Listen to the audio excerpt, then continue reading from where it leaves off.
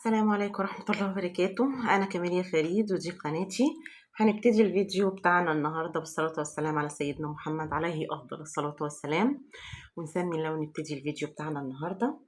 الفيديو بتاعنا النهاردة خفيف جدا جدا وسهل جدا جدا جدا جدا وقريب قوي من قلب ولادنا. كلهم بيحبوا ياكلوه وبيطلبوه دايما، وما بيقعدش في البيت لما بيبقى موجود، بس هو غالي.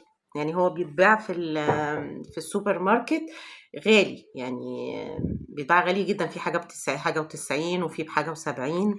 احنا هنعمله بطريقة اقتصادية على قد ايدينا وبطريقة سهلة ان شاء الله، ونبتدي مع بعض الفيديو.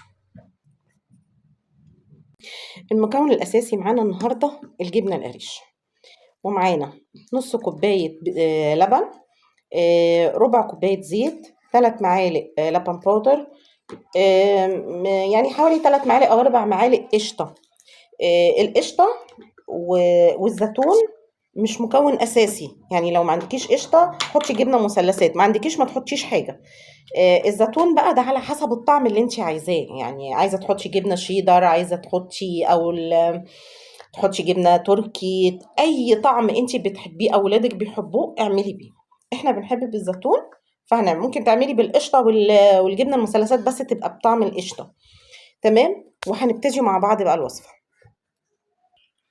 دلوقتي هنحط مع بعض الجبنة القريش. طبعا انا ما اعرفش الجبنة القريش دي قد ايه، انا قلت لكم قبل كده ان انا ما عنديش ميزان، بس هي اكتر من ربع كيلو، بيتهيألي اكتر من ربع كيلو. الجبنة دي حلوة قوي وخفيفة ومش حادقة، ويعني اختي ربنا يبارك لها ويديها الصحة يا رب ويخلي لها جوزها وابنها، جابتها لي من البلد وهي بتزورهم هناك، جابتها لي معاها وهي جايه. هنحط الجبنه، بعدين هنحط القشطه،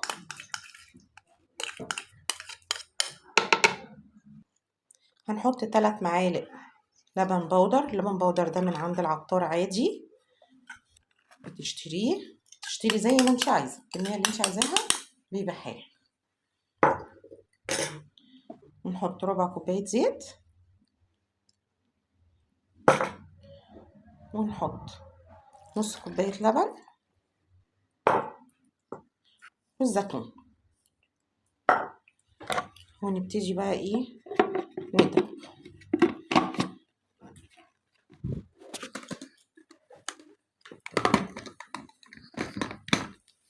بسم الله.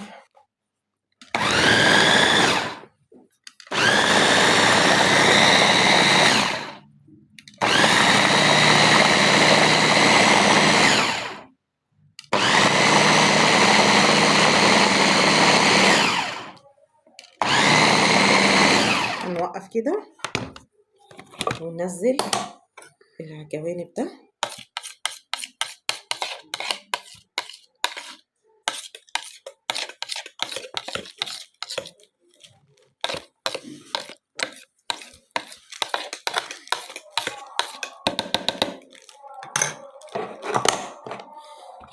يلا نكمل.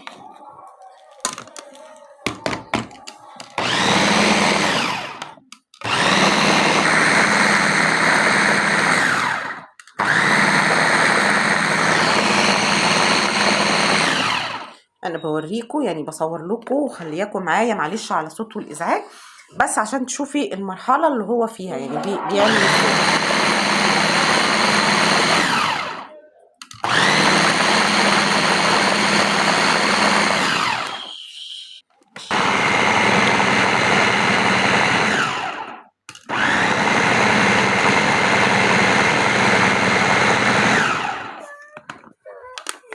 هنشوفها كده.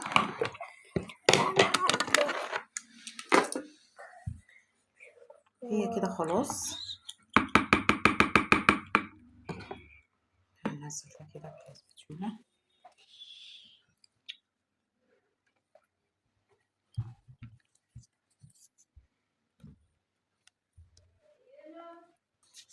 اهي. طبعا الترميله دي بتاعت الزيتون اهي. هي كده خلصت. دي الحبيبات بتاعت الزيتون اهي، لو باينه قدامكم تقطع خالص وانا حطيت لها حوالي ربع معلقه ملح صغيره، تمام، عشان اللي حاببها مملحه. انا واولادي بيحبوها مملحه شويه، لما دقوها قالوا لي لا يعني حطي ملح، بس في ناس بتحبها من غير ملح، بتبقى حلوه جدا على فكره. نفضيها بقى في العلبه دلوقتي. ايه رايحه فين؟ بسم الله، مالك جبتي ليه؟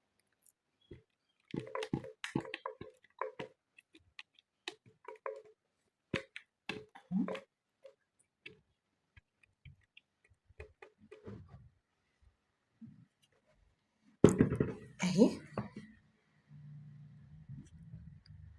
هتعمليها ومش هتكلفك اي حاجه ومش هتاخد منك وقت خالص، هتعمليها وانتي واقفه، جميله جدا وحلوه جدا، وتعملي منها سندوتشات للولاد، وبألف هنا وشفا. يا رب تجربيها كده بطريقتي وتعجبك ان شاء الله، وربنا يحسن ما بين ايدينا جميعا. والسلام عليكم ورحمه الله وبركاته.